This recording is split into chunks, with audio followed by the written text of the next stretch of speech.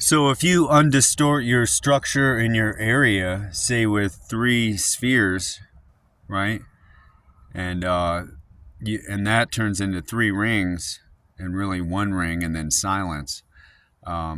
You collapse your 720s into really towards a 1 360, and then silence between dimensional and localized energy information of your point A and B. But what you're doing is you're undistorting your structure, right? At least what you're moving the energy information development with to draw power. Then you want to and then that is done in undistorted motion, right?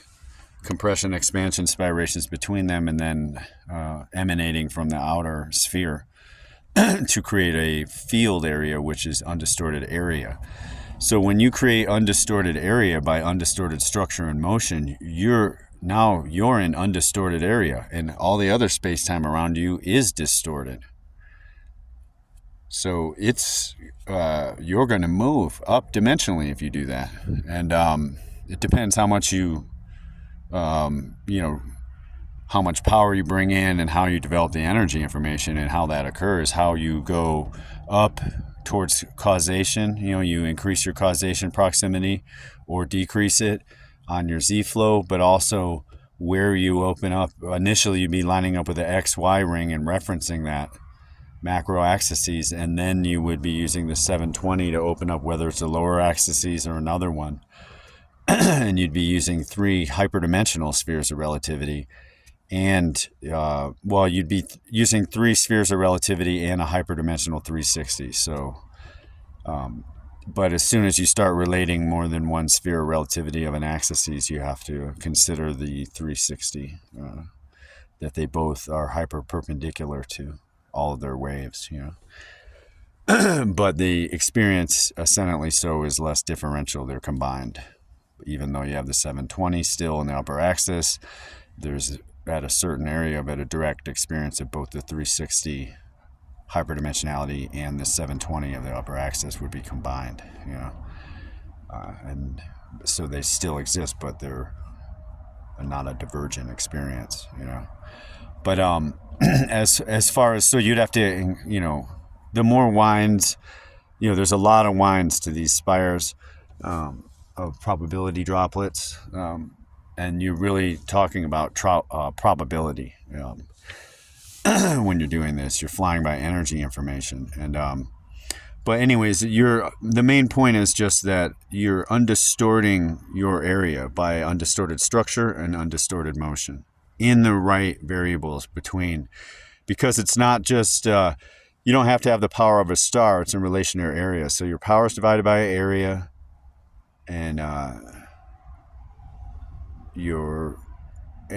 think your power is divided by area, certainly, and I think your wavelength is divided by rate, and I think those are multiplied.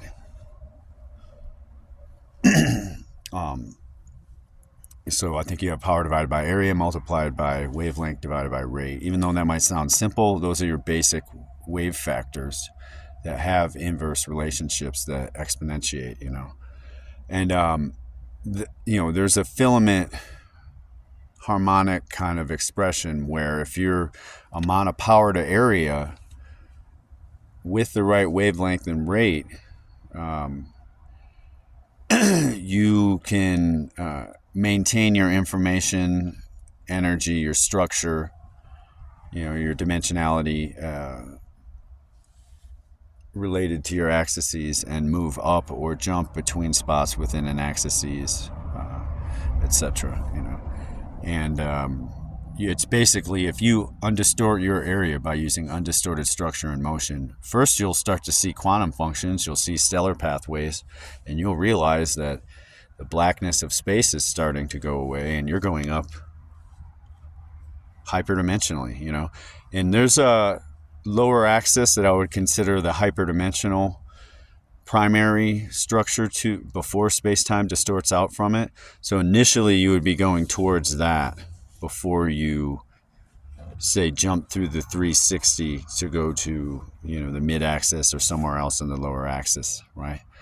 It would be something very sophisticated altogether just to go to the 360 plane above everything. But what I'm talking about is going between axes or within an axis and accessing the causal flow from that 360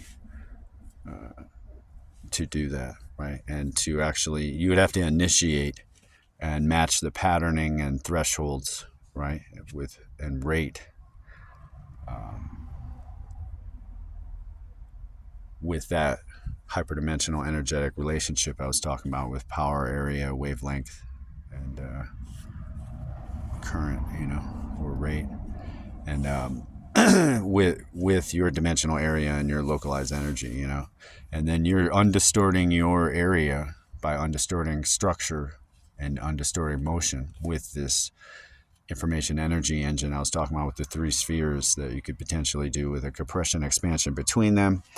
And then this could potentially draw power from the center point if you're not only expressing but outward from the outer sphere, but also bringing in through the poles, winding, having an incoming compression of information energy of the exterior environment flux, So in that way, I think if you had that, your adjustment system could be pieced out separately, and that could be quantum digital or something. But the engine itself would be, I think, an information energy engine, information energy development engine. Let me say that once. Good. Let's try it. Take 2 or 3, whatever.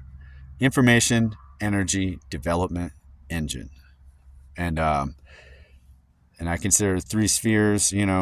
I went in some detail what I think that might look like in a previous video, and but you want an intake of energy information on a compression as well as the expansion radiation, and so it wouldn't just be a 720 necessarily radiation. There would be a polar, winding, I think, aspect going on for the development flux, and that spire would carry information on it,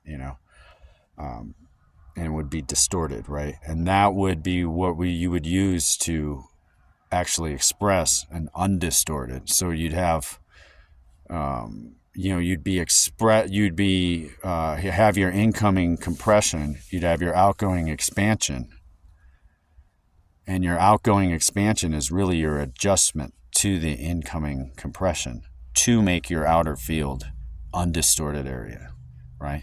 So that undistorted structure of the 3 spheres, concentrically inward or outward, however you look at it, and your undistorted motion of the energy information development, the spiration, right? With that right relationship between your wave factors and your dimensionality wave factors. So your localized energy and dimensionality wave factors as one, and your outgoing pole development and your incoming, I think, would be, your outgoing would be balancing your incoming to make undistorted area, basically. From that undistorted structure, it's undistorted motion of that energy information development, right? And the way it tunes and balances with the incoming would, if done correctly, would create undistorted area. And so within that field projection, you're in undistorted area. And the area of space-time, for example, around you, if that's where you were, is distorted.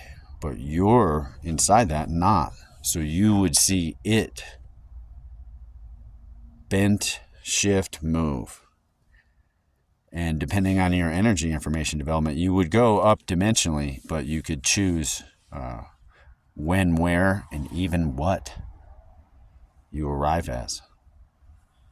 You could change the shape of your ship, potentially. You could change your clothes, potentially, if you develop this further, besides just going between points, You could make your ship modular, potentially, with this process, if you developed it further, So I think this is just a starting point, but I think it at least has fundamental accuracy. 10 minutes, 10 seconds.